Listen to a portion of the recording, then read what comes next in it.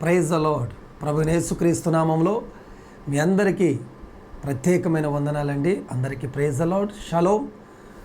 మరణాతా జై మసీకి. సో మన తండ్రి నుండి ప్రభువైన యేసుక్రీస్తు నుండి కృపయు సమాధానములు మనందరికీ కలుగునుగాక. ఆమేన్. అందరూ బాగున్నారు కదండి.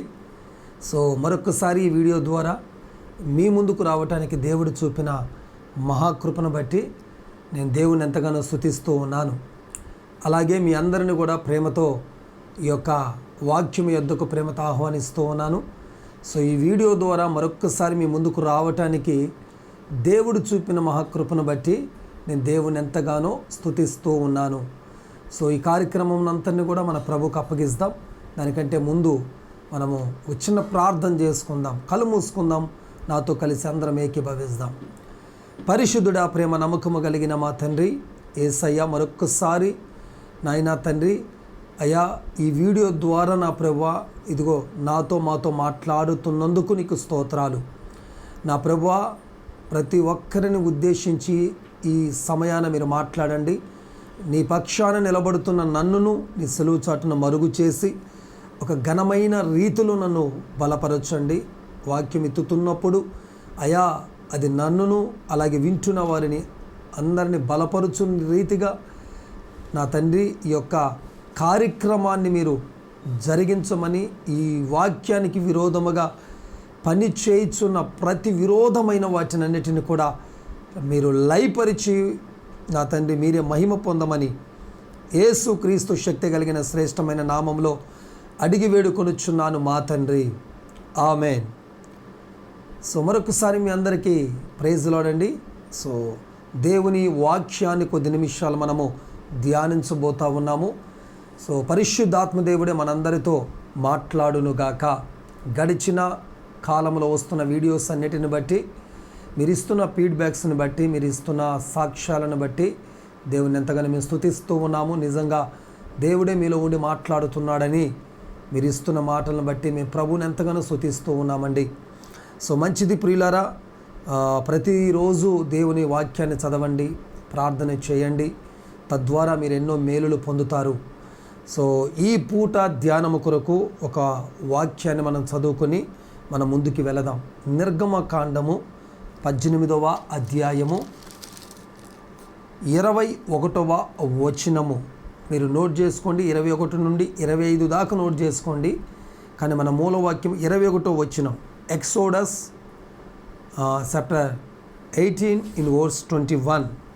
ఇందులో రాయబడిన ఒక మాట, మరియు నీవు ప్రజలందరిలో సామర్థ్యము, దైవభక్తి, సత్యాశక్తి కలిగి లంచగొండులు కాని మనుషులను ఏర్పరుచుకొనుము.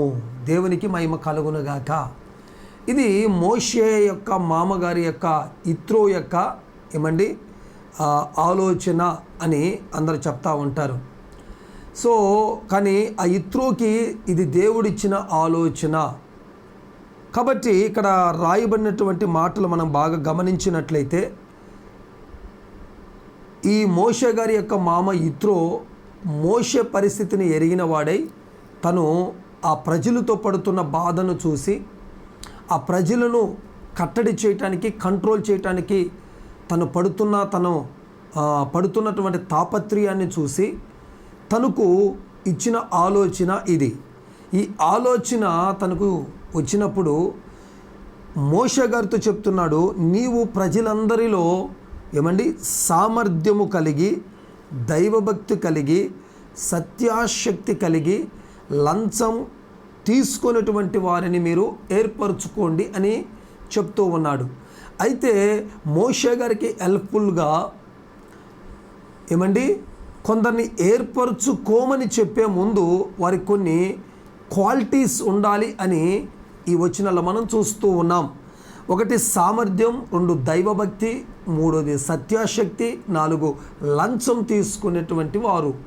అయితే ఈరోజు ఈ 4 విషయాలు గూర్చి నేను వివరించాలని అనుకోవట్లేదు, కానీ పరిశుద్ధాత్మ దేవుని ప్రేరణ మేరకు ఇందులో నుండి మొదటి మాట సామర్థ్యము అనేటువంటి మాట మీద కొద్ది నిమిషాలు పరిశుద్ధాత్మ దేవుడు మనందరితో మాట్లాడాలని ఆశపడుతూ ఉన్నాడు.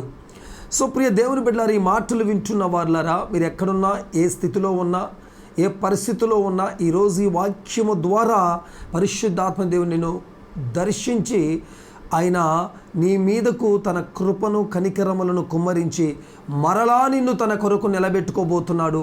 మరలా తన కొరకు నిన్ను వెలిగించబోతా ఉన్నాడు. నువ్వు ఏ స్థితిలో నుంచి పడిపోయినావో మరలా ఆ స్థితిలోకి దేవుడు నిన్ను తీసుకురాబోతా ఉన్నాడు. కాబట్టి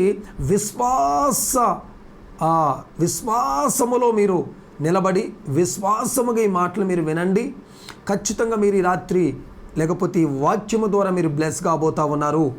సామర్థ్యము, మన ప్రసంగానికి టైటిల్ ఏంటంటే సామర్థ్యము, స్ట్రాటజీ పవర్. దేవుడు సామర్థ్యమును ఉన్నటువంటి వారిని ఏర్పరచుకునుము అనేటువంటి ఒక ఆలోచన ఇస్తూ ఉన్నాడు. అంటే ఒక దేవుని ఏర్పాటులో, దేవుని పని కొరకు ఏర్పరచబడాలి అన్నా, దేవుని పరిచర్యకు ఏర్పరచబడాలి అన్నా, లేకపోతే దేవుని యొక్క సంఘములో ఒక ప్రత్యేకమైనటువంటి పాత్రను మనం పోషించాలన్నా ఆ వ్యక్తికి ఏముండాలి అంటే సామర్థ్యము ఉండాలి. దేవునికి మహిమ కలుగునుగాక. సామర్థ్యము అనే మాటకు అర్థం ఏంటంటే శక్తి లేక బలము, లేక చేసే పనిని పూర్తిగా ఎరిగి ఉండుట, లేకపోతే ఆ పని గురించి తెలిసి ఉండుట, ఆ పని చేయగలిగిన కెపాసిటీ ఉండుట సామర్థ్యమును అని అంటారు.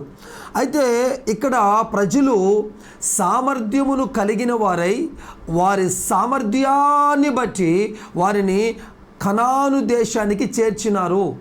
అంటే దేవునిలోకి అనేకులు తీసుకురావాలి అన్నా, దేవుడిలో అనేకులను నిలబెట్టాలి అన్నా, దేవుడిలో వారిని కొనసాగించాలి అన్నా, ఆ వ్యక్తికి లేక ఆ విశ్వాసికి లేక ఆ సేవకుడికి సామర్థ్యం ఉండాలి.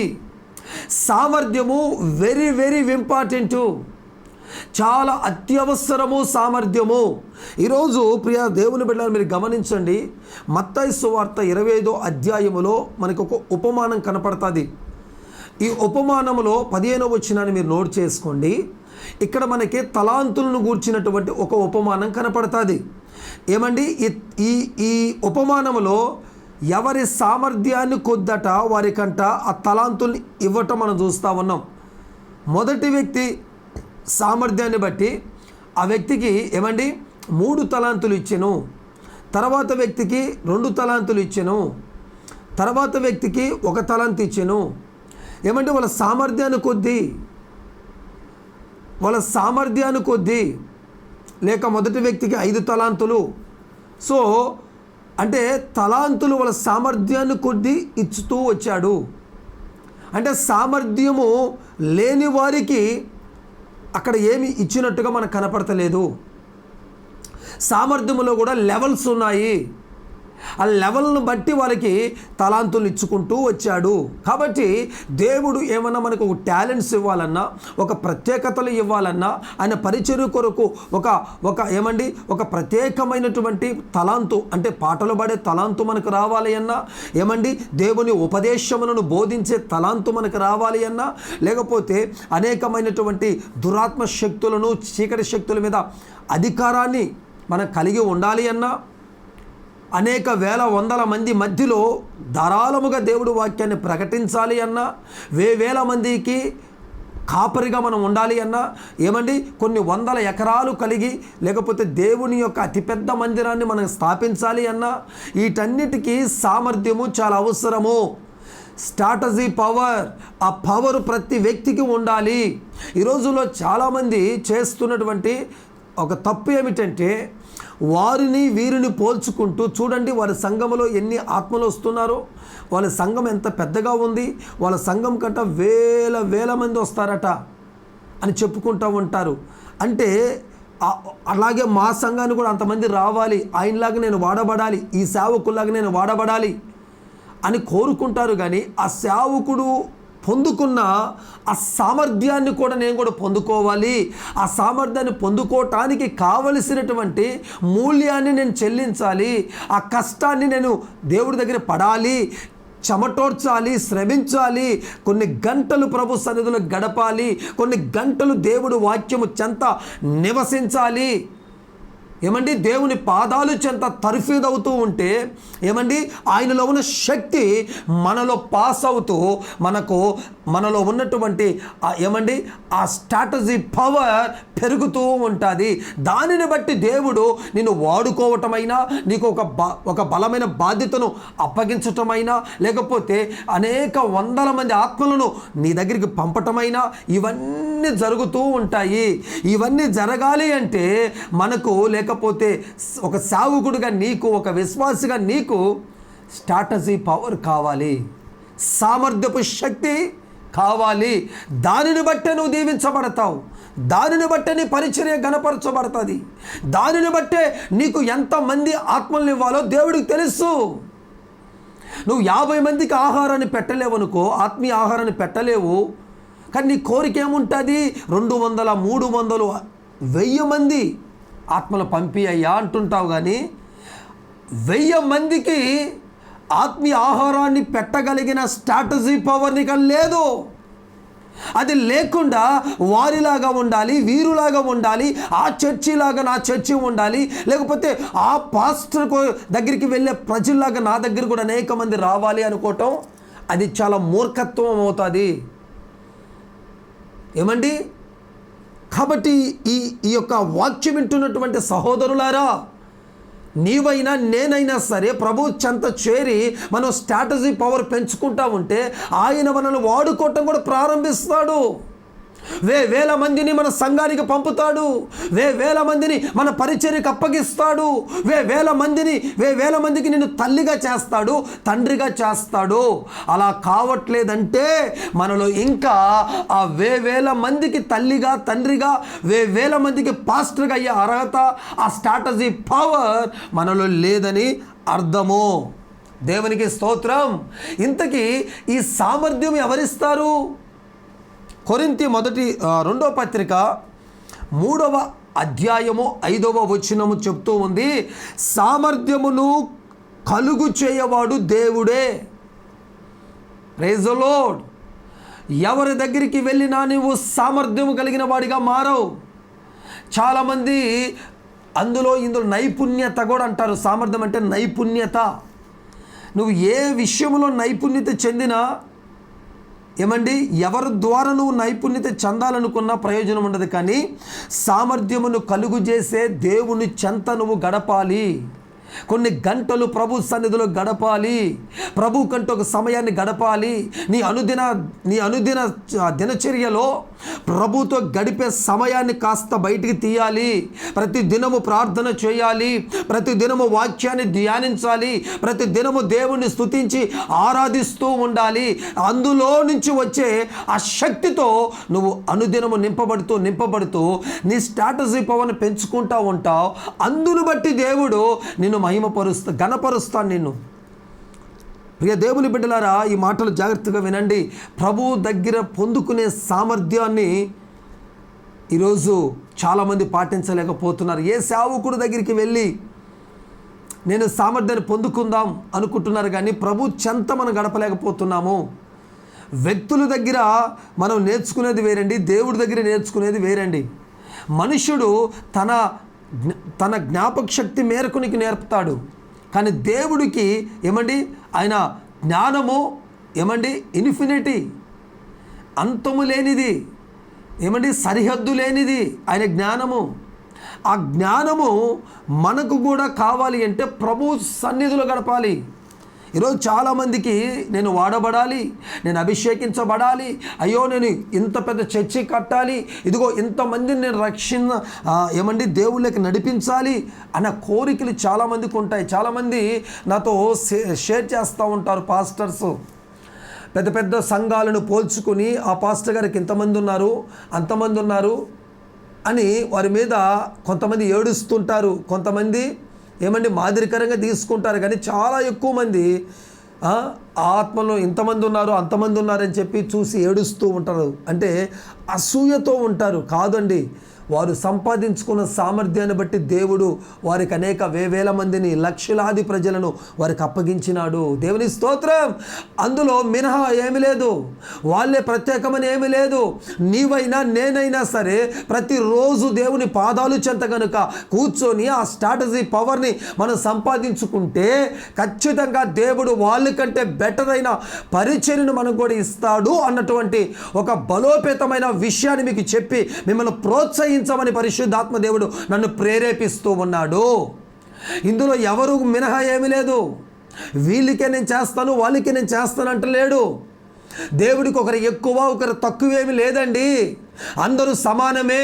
కానీ ఎవరు దేవుడికి ఇచ్చే సమయాన్ని బట్టి, దేవుని కొలిసే కొలతను బట్టి, దేవుడికి ఇచ్చే ప్రాధాన్యతను బట్టి, దేవుడికి ఇచ్చే ఒక ముఖ్యమైన విషయాన్ని బట్టి దేవుడు ఆ వ్యక్తులను దేవుడు ఘనపరిచి ఈ భూమి మీద ఉన్నతమైన స్థాయికి లేపుతూ ఉంటాడు.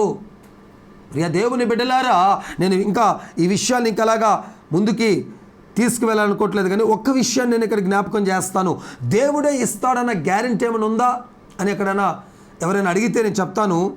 గలతీలకు రాసిన పత్రిక 2వ అధ్యాయము 8వ వచనంలో రాయబడి ఉంది, పేతురుకు సామర్థ్యమునిచ్చిన దేవుడు నాకు కూడా ఇచ్చాడు. Praise the Lord. అపోస్తలుడైన పౌలు గారు చక్కని విషయాన్ని చెప్తున్నాడు. చూడండి, పేతురుకి సామర్థ్యమునిచ్చిన దేవుడు నాకు కూడా ఇచ్చినాడు అంటే పౌలు గారు చెప్తున్నాడు, నాకు సామర్థ్యాన్ని దేవుడు కలుగు చేశాడు.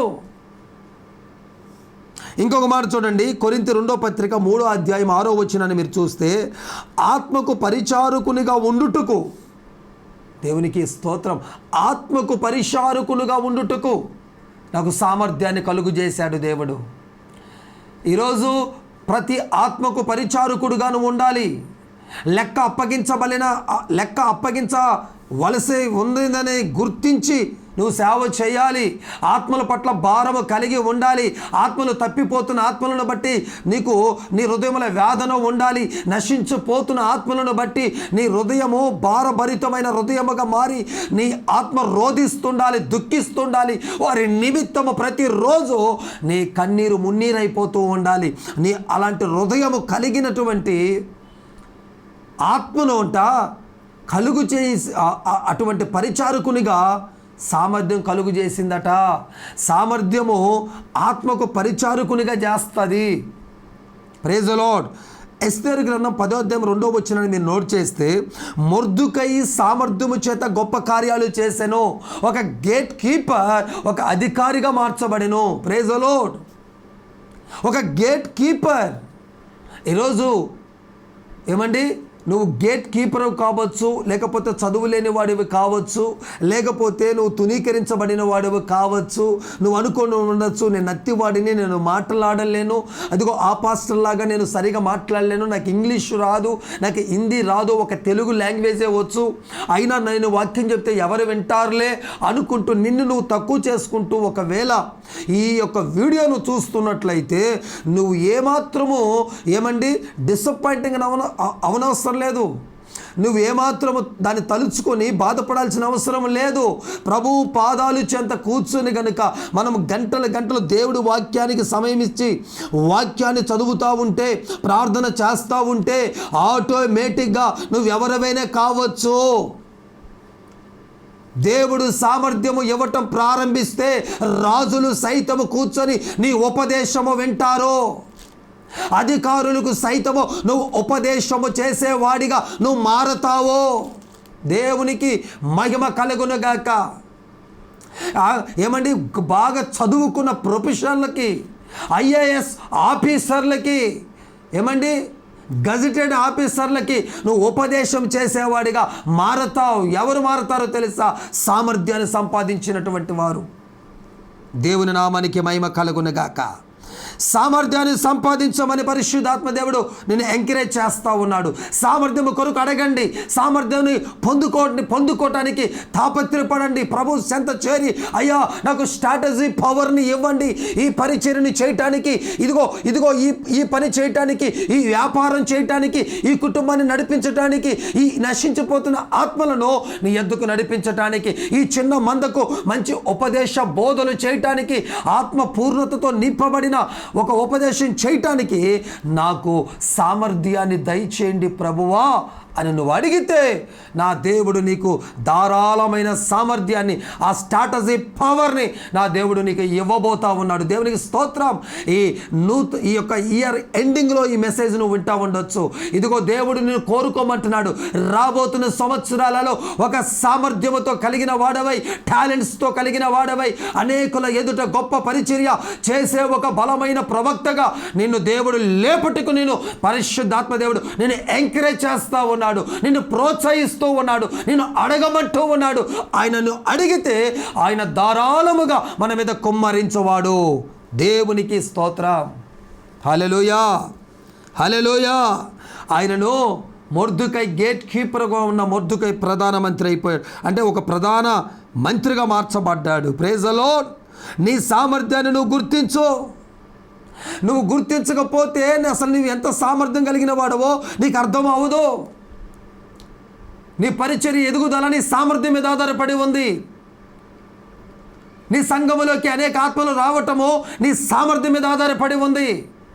నీ సంఘములో ఉన్న ఆత్మలు ఆత్మీయంగా ఎదగటము నీ సామర్థ్యం మీద ఆధారపడి ఉంది. నీ కంపెనీ ఉన్నతమైన స్థాయికి విజయ పదవులు నడవటము నీ సామర్థ్యం మీద ఆధారపడి ఉంది. నీ కుటుంబంలో ఉన్న నీ భార్య, నీ పిల్లలు, నీ భర్త అందరూ కూడా ఒక ఉన్నతమైన ఆత్మీయులుగా ఎదగటానికన్నా, ఒక సక్సెస్ఫుల్ జీవితానికి వాళ్ళు మారాలన్నా నీ సామర్థ్యం మీద ఆధారపడి ఉంది. దాన్ని గుర్తించు. ఆ సామర్థ్యాన్ని దేవుడు కోరుతున్నాడు. సామర్థ్యాన్ని కలిగి ఉంటే నిన్ను ఎక్కడేసిన నువ్వు ఏ ప్రాంతానికి పోయినా వాడుకుంటాడు దేవుడు. నేను ఆ ప్రాంతంలో వాడబడలేను, ఈ ప్రాంతంలో వాడబడలేను, ఇది ఇక్కడైతే నలుగురు వస్తారు, అక్కడ ఎవరు వస్తారు నాకు అనేది ఏముండదండి. సామర్థ్యము కలిగిన వాడు ఎక్కడికి పోయినా, ముక్కు ముఖము తెలియని ప్రాంతానికి పోయినా అక్కడ బెల్లము మీద ఈగల వాలినట్లుగా ప్రజలు వాలిపోతారు. ఎందుకో తెలుసా? సామర్థ్యము ఉన్న చోట దేవుని శక్తి పనిచేస్తూ ఉంటుంది. దేవుని శక్తి పనిచేస్తున్న చోట దెయ్యపు శక్తులు పనిచేయలేవు. అక్కడ దేవుని యొక్క బిడ్డలు అనేకులు తరలి కదిలి ప్రవాహము వచ్చినట్లు వస్తారు. దేవునికి మహిమ కలుగునగాక. ఈరోజు ఏ ఏ విషయాలలో మనం సామర్థ్యాన్ని అడగాలి లేక దేవుడు ఇస్తాడు? ఏ ఏ విషయాలలో మనకు సామర్థ్యాన్ని దేవుడు ఇస్తాడు? ఒకటి, మనము ఏ విషయాలను బట్టి సామర్థ్యాన్ని అడగాలి? ఒక 3 లేక 4 విషయాలు త్వరగా నేను చెప్పి ముగిస్తాను. నెంబర్ 1, తిమోతికి రాసిన 2వ పత్రిక 2వ అధ్యాయం 2వ వచనం. తిమోతి రాసిన 2వ పత్రిక 2వ అధ్యాయం 2వ వచనంలో ఏం రాయబడి ఉందంటే, ఇతరులకు బోధించుటకు సామర్థ్యమును, లేకపోతే ఇతరులకు బోధించే విషయంలో సామర్థ్యాన్ని అడగాలి. అప్పుడు ఇతరులకు బోధించే విషయంలో సామర్థ్యాన్ని దేవుడు ఇస్తాడు. అనేకులకు బోధించటానికి సామర్థ్యం కావాలి. ఈరోజు ప్రతి ఒక్కరూ బైబిల్ నుంచి వాక్యాలు చెప్తూ ఉంటారండి, కానీ కొందరు వాక్యాలు ఆకట్టుకుంటూ ఉంటాయి, కొందరు సందేశాలు ఆకట్టుకుంటూ ఉంటాయి. మరి కొందరు సందేశాలు ఎందుకు ఆకట్టుకోవు? వెంటనే స్కిప్ చేసి వెళ్ళిపోవాలనిపిస్తుంది. ఎందుకు అంటే లోతుగా ఉండదు. స్ట్రాటజీ కలిగి ఒక సామర్థ్యం కలిగి వాళ్ళు బోధించరు. దేవుని యొక్క ఆత్మశక్తిని ఆధారం చేసుకుని ఆ అభిషేకములో మునిగి ఆ అభిషేకములో నుంచి ఏమంటే దొర్లుతున్న మాటలు ఒక్కొక్కరి జీవితంలోకి అడుగు పెడితే వారి జీవితము కూడా ఏమండి వెలుగుమయమైపోద్ది. మాటలు వింటున్నప్పుడే వారి ఆత్మ సంబంధమైన కార్యాలు జరుగుతాయి. వాక్యము వెలువడుతున్నప్పుడే వారి కుటుంబ వ్యవస్థలో ఉన్నటువంటి ప్రతి విరోధమైన దుర్గాలు శక్తులు కూలిపోతాయి. వారి ఆత్మీయంగా ఎదగనీయకుండా, ప్రార్థన చేయనీయకుండా అడ్డగిస్తున్న శక్తులు లయమైపోతూ ఉంటాయి. కారణం ఏంటో తెలుసా? వారి లోపల ఉన్నటువంటి ఆ స్ట్రాటజీ పవరు, ఆ పవర్తో బోధిస్తున్నప్పుడు వారి నోటుల నుంచి వస్తున్నటువంటి ప్రతి మాట శక్తి కలిగిన మాటగా, అభిషేకంతో కూడిన మాటగా, అది దైవ వాక్కుగా అది ప్రజలు తాకుతూ ఉంటుంది. అప్పుడు ఆ ప్రజలలో నూతన మార్పులు కదులుతూ ఉంటాయి. వారి జీవితాలు ఉన్నతంగా మార్చబడుతూ ఉంటాయి. ఎన్నడూ ఏ ప్రసంగానికి మారిన వారు కూడా ఒక్క మాటకి మారిపోతూ ఉంటారండి. ఆ మాటలుగా నీ మాటలు మారాలి అంటే, నీ ఉపదేశాలు ఏమండి సారము కలిగిన ఉపదేశంగా మారాలి అంటే, నీ ఉపదేశాలు బోధిస్తున్నప్పుడు అనేకులు జీవితాలు మార్చుకొని ప్రభువుకు వారి జీవితాలు అప్పగించుకోవాలి అంటే నీవు స్ట్రాటజీ పవర్ని అడగాలి. బోధించేటప్పుడు అయ్యా నాకు సామర్థ్యాన్ని ఇవ్వయ్యా, 100 మంది ఉన్నా, 1000 మంది ఉన్నా, 2000 మంది ఉన్నా, నేను బోధిస్తున్నప్పుడు అనేకుల జీవితాలు మారాలి, అనేకుల జీవితాలు నూతన కార్యాలు జరగాలి అని నువ్వు ఆశతో ప్రభు పాదాలు చెంత గడిపి ఆయన కృపను పొందుకొని ఆయన యొక్క అనుమతితో, ఆయన శక్తితో, ఆయన సన్నిధితో నువ్వు బయలుదేరితే అప్పుడండి నువ్వు నీ నోటి గుండా జాలువారే ప్రతి మాట శక్తి కలిగినదే బయటకు వస్తూ ఉంటుంది. అది ఒక్కొక్క బాణముగా వెళ్ళి ఒక్కొక్క హృదయములకు జొరబడి వారిలో ఉన్నటువంటి ఆ లోపాలను, పాపాలను కడిగివేసి వారిలో ఉన్న మూర్ఖత్వాన్ని తీసేసి దేవునికి లోబడేటువంటి వ్యక్తులుగా మార్చేస్తుంది. అట్టి ఉపదేశపు సామర్థ్యము ఈ మాటలు వింటున్న ప్రతి ఒక్కరికి కలుగును గాక. నువ్వు సేవకుడు అయితే ఇప్పుడే నువ్వు ఈ రోజు నుంచి ప్రారంభించు. అందరికీ బోధించే, అనేకులకు బోధించే, ప్రజలకు బోధించే, క్రైస్తవులకు బోధించే, లేకపోతే క్రైస్తవ ఇతరులకు అంటే క్రైస్తవులు కాని వారికి కూడా బోధించే స్ట్రాటజీ పవర్ని అడుగు. దేవుడు నీకు ఇవ్వటానికి సిద్ధంగా ఉన్నాడు. నీకునైనా నాకునైనా దేవుడే ఇవ్వాలి. దేవుడు ద్వారే మనం చెప్పాలి. దేవుడు ఈరోజు నాకు ఈ సామర్థ్యం ఇవ్వకపోతే మీ ముందు ఈ మాటలు ఉంచేవాడిని కాదు. కాబట్టి ఎవరికైనా అవసరం అండి. ఇది ఒక విశ్వాసికి కూడా అవసరమే సామర్థ్యం. నాకు కాదులే, బోధించేది సేవకుడు పని కదా, బోధించేది ఒక ప్రవక్త పని కదా, బోధించేది ఒక టీచర్, ఒక సువార్తకుడు పని కదా, వారికే అవసరం కదా ఈ సామర్థ్యం అనుకుంటున్నావేమో సహోదరుడా, నీకు కూడా అవసరమే. నీ యొక్క జాబులో నువ్వు మెలకువగా వెళ్ళాలంటే, కుయ్యెత్తగలిగి వెళ్ళాలంటే నువ్వేం చేయాలో తెలుసా? సామర్థ్యాన్ని కలిగి వెళ్ళాలి. Praise the Lord. నీ వ్యాపారంలో నైపుణ్యత కలిగి నీ వ్యాపారంలో నీ వ్యాపారాన్ని జ్ఞానయుక్తంగా చేయాలంటే నీకు సామర్థ్యము కావాలి. Praise the lord. తిమోతి మొదటి పత్రిక 3వ అధ్యాయం 2వ వచనాన్ని మీరు చదువుకున్న తర్వాత సామర్థ్యం రావాలంటే కొన్ని ప్రాముఖ్యమైనటువంటి కొన్ని కండిషన్లు పెట్టాడండి. మీరు అక్కడ చూస్తారా ఒకసారి? కొన్ని కండిషన్లు మనం చూస్తా ఉన్నాం. తిమోతి రాసిన మొదటి పత్రిక 3:2 వచనం చదువుతాను, వింటారండి. అధ్యక్షుడుగు వాడు నిందాహరితుడును, ఏకపత్ని పురుషుడును, మితానుభవుడును, స్వస్థ బుద్ధి గలవాడును, మర్యాదస్తుడును, అతిథి ప్రియుడును, బోధింపతగిన వాడనై ఉండి మద్యపానీయు కొట్టువాడును గాక, సాత్వికుడును, జగడమాడని వాడును, ధనాపేక్ష లేనివాడై సంపూర్ణ మాన్యత కలిగి తన పిల్లలను ఏలువాడై ఉండవలెను. Praise the Lord. ఈ సామర్థ్యం, ఇతరులకు బోధించే సామర్థ్యం ఉండాలంటే ఎన్ని కండిషన్స్ ఉన్నాయో చూడండి. నిందారహితుడుగా ఉండాలి. ఏకపత్ని పురుషుడు కంటే ఒకే భార్యకు పురుషుడిగా ఉండాలి. మితానుభవుడు, అన్నిట్లో మితముగా ఉండాలి, ఓవర్గా ఉండకూడదు, మితముగా ఉండాలి.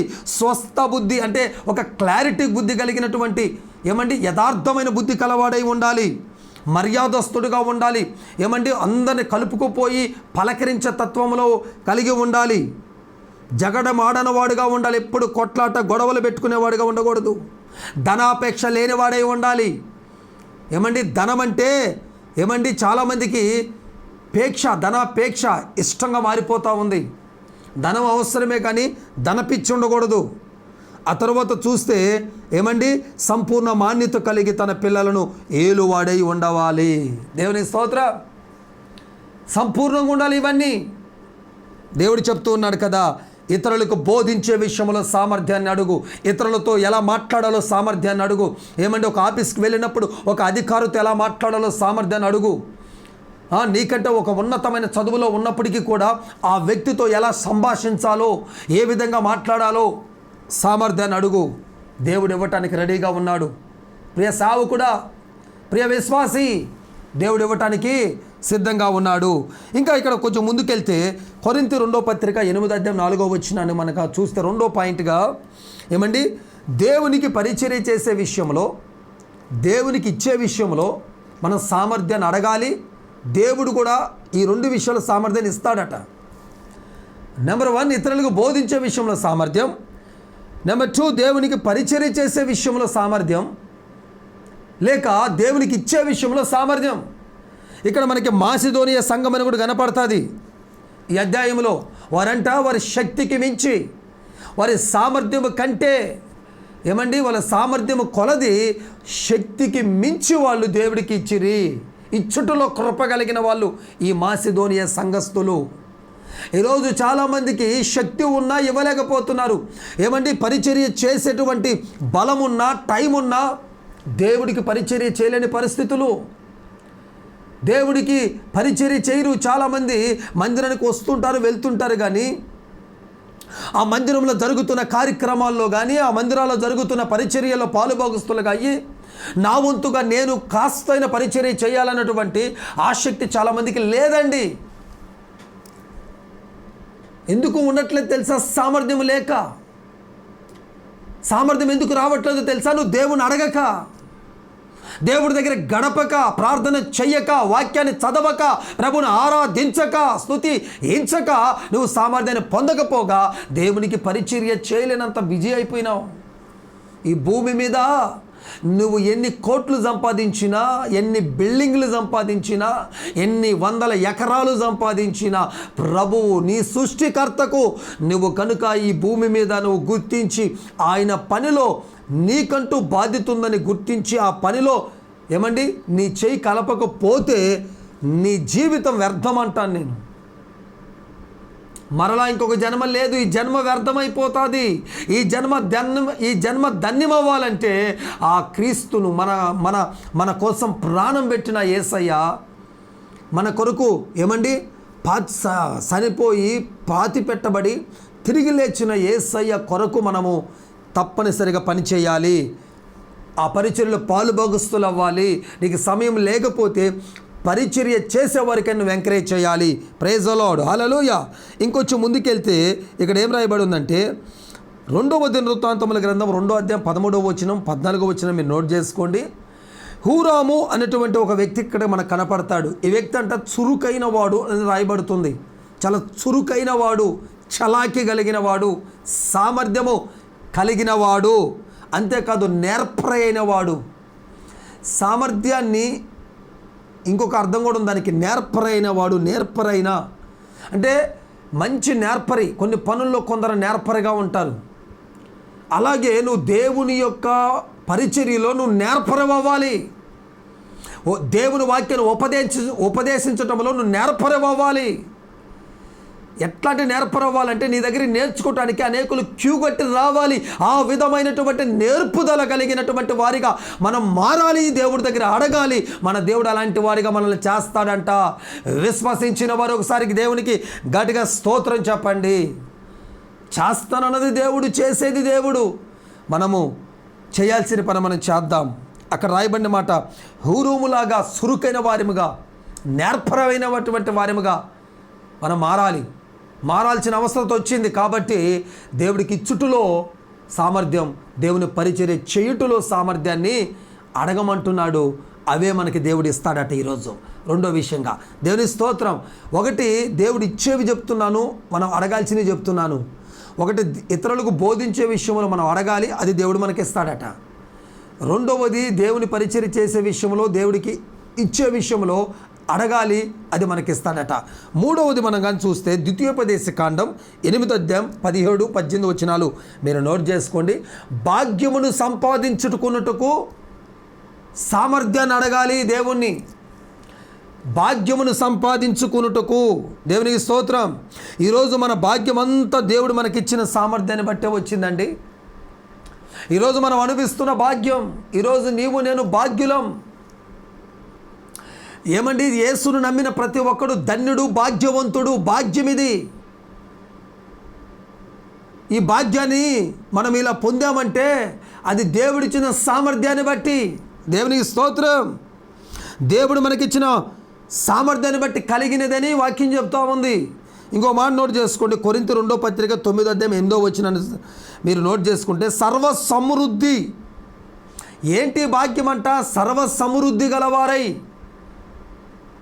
ఏమండి, సర్వ సంపద అనే భాగ్యాన్ని సంపాదించుకోవాలి మనము. దేవుడు ఇస్తాడట సంపద అనే భాగ్యాన్ని, దేవుడు మనకు అనుగ్రహిస్తాడట. Praise the lord. సంపద అనే భాగ్యము ఏమిటయ్యా? మన సంపద డబ్బులా, బంగారమా, ఇల్లా, భూములా, ఫ్లాట్లా, ఏంటి అంటే కొరింథీ మొదటి పత్రిక 1:6 ప్రకారముగా సమస్త జ్ఞానము మన సంపద, సమస్త ఉపదేశం మన సంపద. దేవుని స్తోత్రం. జ్ఞానమును సంపాదించుకుంటూ ఉండాలా, జ్ఞానము సంపాదించుకుంటూ ఉండాలా, దైవ జ్ఞానముతో నింపబడాలా. పైనుంచి వచ్చే జ్ఞానముతో మనం నింపబడుతూ ఉంటే పవిత్రులుగా ఆ జ్ఞానం మనల్ని మారుస్తుంది, క్రమంగా నడిపిస్తుంది. జ్ఞానము కలిగి నడుస్తాం, సమయమును పోనీయక సద్వినియోగపరుచుకుంటాం, అజ్ఞానుల వలె ప్రవర్తించాం. జ్ఞాని చేసే పని ఏంటంటే సమయాన్ని పోగొట్టడు. జ్ఞాని తన ఇల్లు కట్టుకుంటాడు, జ్ఞాని మెలకువగా ఉంటాడు, జ్ఞాని పరిస్థితుల్ని కనుగొంటూ ఉంటాడు, జ్ఞాని జరగబోయే విషయాల మీద దృష్టి పెడతాడు, జ్ఞాని తన చుట్టూ జరుగుతున్న పరిస్థితుల గురించి ఆలోచిస్తాడు. అందుకే మన సంపద మన జ్ఞానము. జ్ఞానమును కొదువుగా ఉంటే అడగండి, దేవుడు ఇస్తానని చెప్తున్నాడు కదా. ఆ జ్ఞానమును అడిగి దేవుడి దగ్గర పొందుకోవాలని ప్రభు మాట ఇస్తున్నాడు, సెలవిస్తున్నాడు, పిలిపిస్తున్నాడు. ఇవే మన సంపద, ఇదే మన భాగ్యము. ఈ భాగ్యాన్ని సంపాదించుకున్నట్టుకు మనము సామర్థ్యాన్ని దేవుడి దయచేయబోతా ఉన్నాడు. సమస్త జ్ఞానము సమస్త ఉపదేశాలలో మీరు కట్టబడబోతున్నారు. ఒక సేవకుడిగా నువ్వు సమస్త ఉపదేశాన్ని పొందుకొని ఆ ఉపదేశాలు వేవేల మందికి నువ్వు బోధిస్తూ ఉంటే నీ వాక్యం నచ్చిన వారు ఒకరు పోయి ఇంకొకరు పోయి చెప్పి నీ సంఘమును నువ్వు పరిచర్య చేస్తున్న పరిచర్య ఎంత గ్రోత్ అవుతూ ఉంటుంది, కుడి వైపునకు ఎడమ వైపునకు వ్యాపిస్తూ ఉంటుంది. దేవునికి మహిమ కలుగునుగాక.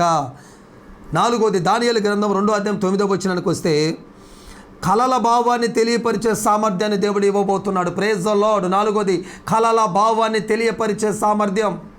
నీకు వస్తున్న దర్శనాలకు నీకు ఒక భావం తెలియాలి. ఈరోజు నీ కళలు నీకు అర్థం కావట్లేదేమో, ఆ కళలను వాళ్ళకి వీళ్ళకి చెప్పుకుంటూ తిరుగుతున్నావా? నువ్వు లేదు బిడ్డ, నువ్వు దేవుడి దగ్గర ప్రార్థన చేయి, దేవుడు నీకు సామర్థ్యం ఇస్తాడు. ఆ సామర్థ్యము నీకు ఏ కళలు వస్తున్నాయి, ఏ దర్శనాలు వస్తున్నాయో వాటి భావము ఈ సామర్థ్యము నీకు నేర్పుతుంది. దేవునికి మహిమ కలుగునగాక. సామర్థ్యాన్ని సంపాదించక నాకు ఈ కళ వచ్చింది పాస్టర్ గారు, ఈ కళకు భావం ఏంటని ఒక పాస్టర్కి చెప్తావు, ఆయన సరిగ్గా చెప్పలేదనుకోండి ఇంకొకరిని అడుగుతావు. ఇక నువ్వు కనిపించిన వాళ్ళందరికీ నీ కళలు చెప్పుకుంటూ నీ దర్శనాలు చెప్పుకుంటూ ఎంతకాలం వాళ్ళని వీళ్ళని అడుగుతావు? ప్రభు దగ్గర కూర్చొని ఆ సామర్థ్యాన్ని సంపాదించుకొని నీ కళల భావాన్ని దేవుడే నీకు ఇచ్చుంటే ఆ భావం కూడా దేవుడే చెప్తాడు. దానియేలు గారికి ఇచ్చిన ప్రత్యేకత, ఏ కళ వచ్చినా కళ చెప్పకపోయినా ఆ కళ భావాన్ని చెప్తూ ఉంటాడు దానియేలు. అంత గొప్ప టాలెంటు. ఎందుకంటే దానియేలు గారు సామర్థ్యము కలిగిన వాడు. సామర్థ్యము కొరకు దేవుని దగ్గర 3 సార్లు ఎప్పుడు ప్రార్థన చేస్తూ ఉండేవాడు. 3 ప్రార్థించేవాడు దానియేలు గారు. తన పనిలో తన పని చేస్తూ రాజు కింద చేతి కింద గిన్నెందించేవాడిగా ఉంటున్నప్పటికీ కూడా తన బాధ్యతను ఎక్కడ విడిచిపెట్టలేదు. తన దేవుడికి సమయాన్ని ఎక్కడ కూడా ఇవ్వకుండా మానలేదు. ఎన్ని కండిషన్లు పెట్టినా, ఎన్ని ఆజ్ఞలను పెట్టినా, దేవుడికి ఇదిగో కొద్ది రోజులు ఏ దేవుడికి మీరు ఆరాధించకూడదన్నా సరే అందరన్నా మానేశారేమో, కానీ అగ్నిలో వేస్తానన్నా, సింహపు బోర్లో వేస్తానన్నా తను మాత్రము దేవుడికి ప్రార్థించుట మానలేదు. అలా చేశాడు కనుక తను సామర్థ్యాన్ని సంపాదించినాడు. ఆ సామర్థ్యము ద్వారా ఎన్ని కళలకైనా భావం చెప్పగలిగినాడు. దేశమంతా షబాష్, దానియేలు దేవుడే నిజమైన దేవుడు అని దేవుని ప్రూవ్ చేసినాడు. ఈరోజు నీవు కూడా అనేకమైన కార్యాలు నీ ద్వారా జరగాలి. నీ జ్ఞానాన్ని చూసి, నీ కళల భావాన్ని చూసి, నీ నడవడికని చూసి, నీ యొక్క ప్రవర్తనను చూసి, నీ స్వభావాన్ని చూసి, నీ మాట తీరును చూసి, నీ బిహేవియర్ను చూసి అనేకులు చెప్పాలి నువ్వు ఆరాధిస్తున్న దేవుడు నిజమైన దేవుడని చెప్పేటట్లుగా మనము మెలకువ కలిగిన వారమై ముందుకు వెళ్ళాలి. ఇలా ఎప్పుడు జరుగుతుందంటే సామర్థ్యములో నుంచి పుట్టుకొచ్చే ఆశీర్వాదాలు ఇవన్నీ. కాబట్టి చాలా ప్రాముఖ్యమైనది సామర్థ్యం. ఆ స్ట్రాటజీ పవర్ నాకైనా నీకైనా సరే కంపల్సరీ. ఈరోజు ఈ మాటలు వింటుంటే ఒకవేళ నువ్వు ఇంకా సామర్థ్యం లేనివాడిగా ఉంటే అడుగు దేవుని శక్తిని, అడుగు దేవుని బలాన్ని, అడుగు దేవుడిలో ఉన్న గుణ లక్షణాలు అడుగు. నాకు కావాలి యేసయ్యా, ఐ వాంట్ పవర్. నీ పవర్ నాకు కావాలి. ఈ లోకములో దెయ్యాలను వంచటకు, దెయ్యాలప సామ్రాజ్యాలు కూల్చుటకు, సాతాను కోటలు కదిలించుటకు, సాతాను యొక్క సామ్రాజ్యాలు లయపరచుటకు నీ పవర్ నాకు కావాలయ్యా అని అడిగితే తప్పకుండా దేవుడిస్తాడు. ప్రతి ఒక్కరు అడిగేవారిగా ఉండండి. నా దేవుడు చెప్తూ ఉన్నాడు, సామర్థ్యాన్ని దేవుడే ఇస్తాడు. సామర్థ్యం ఉంటేనే దేవుడు ఎన్నుకుంటాడు, ఏర్పరచుకుంటాడు. సామర్థ్యము పౌలు గారికి ఇచ్చినాడు, ఏమంటే మొర్దుకై గారికి ఇచ్చినాడు, దానియేలు గారికి ఇచ్చాడు, దావీదు గారికి ఇచ్చినాడు. ఎంతమందికి ఇచ్చిన దేవుడు నీకు ఇస్తాడు. దేవుడు ఈరోజు ఏ ఏ విషయాల్లో నీకు సామర్థ్యం ఇస్తాడంటే ఇతరులకు బోధించే విషయంలో, ఏమండి సువార్త ప్రకటించే విషయంలో, ఉపదేశాలు చేసే విషయంలో నీకు సామర్థ్యాన్ని దయచేయబోతా ఉన్నాడు. ఆయనకి పరిచర్య చేసే విషయంలో, లేక దేవునికి ఇచ్చే విషయంలో నీ సామర్థ్యాన్ని ఇవ్వబోతా ఉన్నాడు. ఆయన సంపద అనేటువంటి సామర్థ్యాన్ని ఇవ్వబోతున్నాడు.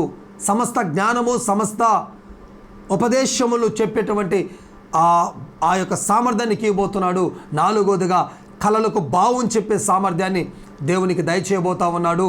కాబట్టి ఈ నాలుగును పొందుకోబోతున్నావు. ఈ నాలుగుటి గురించి నువ్వు అడుగు.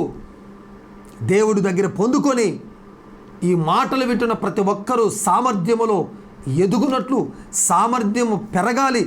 ఆల్రెడీ నీలో టాలెంట్ ఉండొచ్చు, సామర్థ్యం ఉండొచ్చు, ఇంకా పెరుగుతూ ఉండాలి. రోజు రోజుకి మన స్ట్రాటజీ పవర్ని మనం పెంచుకుంటూ ఉంటేనంట ఆటోమేటిక్గా మన సామర్థ్యం పెరిగిన కొలది మన పరిచర్య పెరుగుతూ ఉంటుంది, మన అభివృద్ధి పెరుగుతూ ఉంటుంది, మన ఆశీర్వాదాలు పెరుగుతూ ఉంటాయి, మన మీద ఉన్న దేవుని కృప పెరుగుతూ ఉంటుంది, మన ఇంట్లో సమాధానం పెరుగుతూ ఉంటుంది, మన చుట్టుముట్టు ఉన్నటువంటి ఆర్థిక పరిస్థితులను వెళ్ళిపోయి సమృద్ధి కలిగిన వారిగా మనం మారిపోతూ ఉంటాము. మన దృష్టి సామర్థ్యం మీద పెడితే దేవుడు మన జీవితాల మీద ఆయన దృష్టి పెడతాడు. మన దృష్టి సామర్థ్యాన్ని సంపాదించుకోవటానికి ఆయన పాదాలు చెంత మనం గడపగలిగితే, ప్రతి దినము ప్రార్థించగలిగితే, వాక్యాన్ని చదవగలిగితే, దేవుడు మన జీవితాల మీద ఆయన ఫోకస్ పెట్టి అనేకులు మనల వైపు చూసేవారిగా, అనేకులు మన ఎద్దుకు వచ్చేవారిగా దేవుడు చేస్తాడు. ఈ వాక్యం వింటున్న ప్రతి బిడ్డకు నా దేవుడు ఇట్టి కృపతో దేవుడు నింపును గాక, ఇట్టి ఆశీర్వాదపు కృపను దయచేయును గాక. ఈ మాటలు వింటున్న ప్రతి ఒక్కరికి నా దేవుడు సామర్థ్యాన్ని కలుగు చేయును గాక. ఆమెన్. చిన్న ప్రార్థన చేసుకొని ఈ యొక్క మెసేజ్ని మనం ముగించుకుందాం. ప్రతి ఒక్కరి కళ్ళు మూసుకోండి.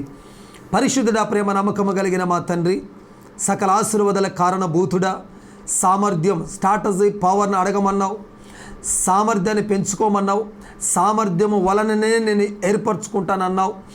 ఎందరికీ నేను సామర్థ్యాన్ని ఇచ్చాను, మీరు అడుగుడి అన్నావు. అడుగుచున్న మా అందరికీ నువ్వు సామర్థ్యాన్ని దయచేయబోతా ఉన్నావు. అయ్యా, పర్సనల్గా నేను అడుగుతున్నాను, నాకు సామర్థ్యాన్ని ఇవ్వు. అలాగే ఈ వాక్యం వింటున్న బిడ్డల పక్షాన్ని నేను అడుగుతున్నాను, వారికి సామర్థ్యాన్ని ఇవ్వు. ప్రతి సేవకుడికి సామర్థ్యాన్ని ఇవ్వు. వందలాది వేలాది మంది ఆత్మలను నడిపించగలిగిన సామర్థ్యాన్ని ఇవ్వు. వేలాది మందికి కావలసిన ఆత్మీయ ఆహారాన్ని పెట్టగలిగిన సామర్థ్యాన్ని ఇవ్వు. ఈరోజు ఈ వాక్యము ద్వారా అనేకులు బ్లెస్ అవ్వాలి, అనేకులు నీ స్ట్రాటజీ పవర్తో నింపబడాలి. ఒక అభిషక్తుని కానీ ఈ యొక్క ఆత్మను కలిగిన వాడని నిన్ను ఆనబెట్టుకొని, ఇదిగో నా తండ్రి, ఒక ఆత్మ గాలిని ప్రతి ఒక్కరి మీదకి వదలండి ప్రభువా. నీ శక్తి కలిగిన ఆత్మతో నింపి నాతో సహా మేమందరము ఆ సామర్థ్యాన్ని కలిగిన వారమై ఉండునట్లు సహాయం చేయమని యేసుక్రీస్తు శక్తి కలిగిన నామంలో అడిగి వేడుకొనిచున్నాను మా తండ్రి. Amen. May God bless you. అందరికీ హృదయపూర్వకమైనటువంటి వందనాలు చెల్లిస్తూ ఉన్నాను.